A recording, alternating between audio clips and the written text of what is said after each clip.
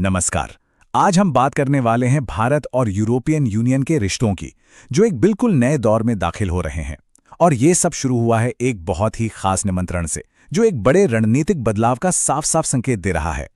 तो सबसे पहले ये समझते हैं कि किसी को राजकीय मेहमान बनाना, इसका असल में मतलब क्या होता है। जब एक देश किसी दूसरे देश के लीडर को इतने बड़े मौके पर बुलाता है, तो ये सिर्फ एक कह सकते हैं फॉर्मेलिटी नहीं होती, ये उससे कहीं ज्यादा होता है। ये असल में पूरी दुनिया के लिए एक मैसेज होता है।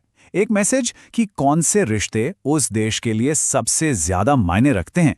और हाल ही में भारत ने बिल्कुल ऐसा ही एक बहुत मजबूत संदेश दिया है। तो सवाल ये उठता है कि आखिर ये ऐतिहासिक निमंत्रण है क्या, जिसने इंटरनेशनल डिप्लोमेसी में आप कह सकते हैं इतनी हलचल मचा दी है। हाँ, ये वाकई एक बहुत बड़ी बात है। यूरोपियन यूनियन के दो सबसे बड़े नेता, यूरोपियन काउंसिल के प्रेसिडेंट एंटोनियो कोस्टा और यूरोपियन कमीशन की president Ursula von der Leyen Bharat आ रहे हैं।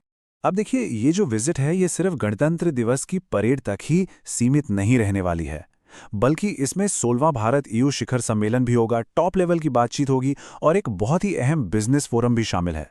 तो मतलब ये दिखाता है कि ये रिश्ता कितना गहरा और मल्टी डायमेंशनल है। तो ठीक है, ये सब हो रहा है, लेकिन इस कदम के पीछे का गहरा मतलब क्या है?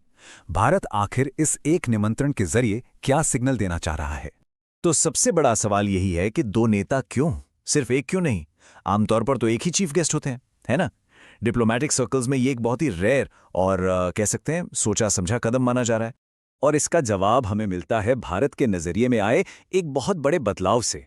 देखिए, पहले भारत यूरोपियन यूनियन को बस कई सारे सदस्य देशों का एक ग्रुप, एक कलेक्शन मानता था। लेकिन अब वो उसे एक मजबूत, एकजुट रणनीतिक पार्टनर के तौर पर देख रहा है। जैसा कि सोर्सेज बताते हैं, ये वाकई में एक दुर्लभ राजनयिक संकेत है। ये कदम साफ साफ दिखाता है कि भारत अब यूरोपियन यूनियन को एक सिंगल, यूनिफाइड पावर के रूप में कितनी अहमियत दे रहा है। लेकिन सवाल ये भी है कि इस रिश्ते में एक नई जान फूंकने की जरूरत आखिर पड़ी क्यों? इसे समझने के लिए हमें थोड़ा सा पीछे जाना होगा, मतलब इतिहास में झांकना होगा। देखिए, भारत और यूरोपियन यूनियन 2004 से ही स्ट्रैटेजिक पार्टनर्स तो हैं, लेकिन जो फिजिकल समिट्स होती थीं, मतलब जिसमें लीडर्स आमने सामने मिलते हैं, उनमें एक लंबा गैप आ गया था। आखिरी वर्चुअल समिट 2020 में हुई थी और अब पूरे 6 साल के बाद 2026 में लीडर्स फिर से एक साथ बैठेंगे। तो यहाँ पर जो सबसे जरूरी बात है ना, वो ये है कि ये सिर्फ एक और मीटिंग नहीं है। नहीं, ये इस पार्टनरशिप को जानबूझकर दी गई एक नई शुरुआत है। एक तरह का रीसेट बटन दबाया गया है। चलिए, अब थोड़ा आगे देखते हैं और ये समझते हैं कि इस आने वाले समिट के एजेंडे में क्या-क्या शामिल हो सकता है। तो ये जो 16वां शिखर सम्मेलन होगा, इसका मकसद बिल्कुल साफ है। पहला तो ये देखना कि अब तक क्या हासिल हुआ है, और दूसरा, जो कि शायद इससे भी ज्यादा जरूरी है, वो है भविष्य के लिए एक मजबूत और क्लियर रोड मैप तैयार करना। और जब हम सहयोग के एरियाज की बात करते हैं, तो लिस्ट काफ़ी लंबी और इम्प्रेसिव है। इसमें व्यापार और टेक्नोलॉजी तो है ही, साथ में climate change, defence industrial cooperation और मजबूत सप्लाई चेन्स बनाना भी शामिल है। मतलब ये दिखाता है कि ये पार्टनरशिप कितनी हर पहलू को छू रही है। तो आखिर में सबसे बड़ा सवाल, ये सब आज के समय में इतना मैटर क्यों करता है? इस पूरी घटना की आज के दौर में क्या अहमियत है?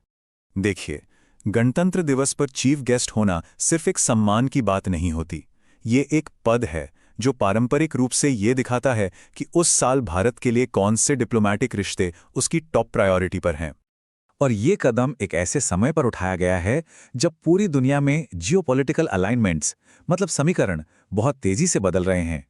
तो ऐसे में इन दो बड़े नेताओं की मौजूदगी भारत और यूरोपियन यूनियन के बीच जो आपसी विश्वास गहरा हो रहा है, उसे बहुत मजबूती से दुनिया के सामने रखती है। और ये सब हमें एक बहुत ही अहम सवाल पर लाकर छोड़ देता है। इस तेजी से बदलती दुनिया में, जहां पुराने गठबंधन टूट रहे हैं और नए बन रहे हैं, वहां भारत और यूरोपियन यूनियन का ये मजबूत होता रिश्ता बाकी दुनिया को क्या मैसेज दे रहा है? ये एक ऐसा सवाल है जिस पर सोचना वाकई बहुत जरूरी है।